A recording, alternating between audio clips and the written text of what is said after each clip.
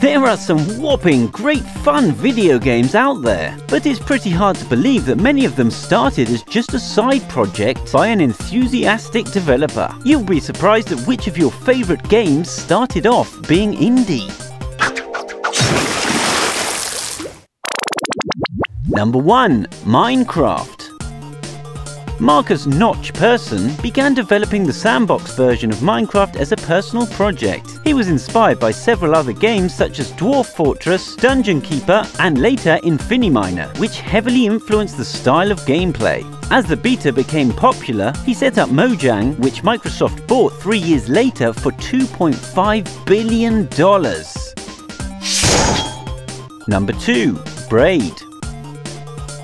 Indie developer Jonathan Blow came up with the concept while on a trip to Thailand, and a year later had a working version. Braid became a beautiful time manipulation puzzle platformer game, and gained the recognition it deserved when it won the Independent Games Festival Game Design Award in 2006. Number 3. Dust: An Elysian Tale. Dust was designed and programmed entirely by Dodrill, a self-taught illustrator and animator. He estimated it would take 3 months to complete the game, but it actually took over 3.5 years. Basing it on Castlevania, Metroid and Golden Axe, it won the 2009 Microsoft Dream Build Play Challenge, and it shot to fame and was recently released on PlayStation 4. Number 4. Super Meat Boy. A mashup of every video game story from the early 90s, the original Meat Boy was an Adobe Flash game created by Edmund Macmillan and programmed by Jonathan McEntee, developed in just 3 weeks. Due to its success, Macmillan began development of Super Meat Boy, after Nintendo and Microsoft requested he make a game for their download services. By 2012, the game had surpassed 1 million sales. Number 5. Papers, Please.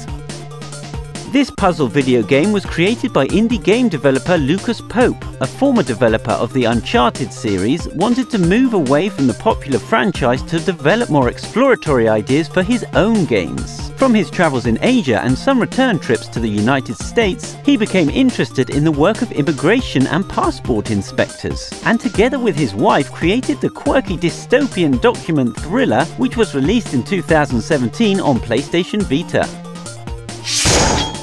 Number 6. Fez. This darling little indie puzzle platform video game was brainchild of developer Phil Fish, who gained celebrity status for his outspoken public persona and his prominence in the 2012 documentary Indie Game, the movie. He solicited for a programmer on DeviantArt, where he found Renaud Bedard. Fez sold 20,000 copies in its first day and 200,000 within a year. Number 7. Thomas Was Alone. This indie puzzle platformer was created by Mike Bithell and originally released as a Flash-based browser game in 2010, where simple rectangles represent out-of-control artificial intelligence entities working with the shapes to get each to their individual endpoints on each level. By 2014, Thomas Was Alone had sold more than 1 million copies. Number 8. Stardew Valley.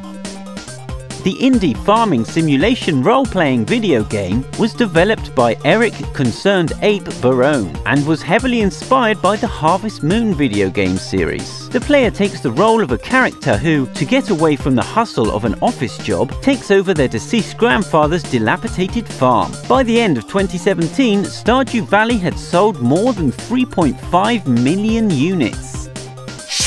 What's your favorite indie game? Comment below!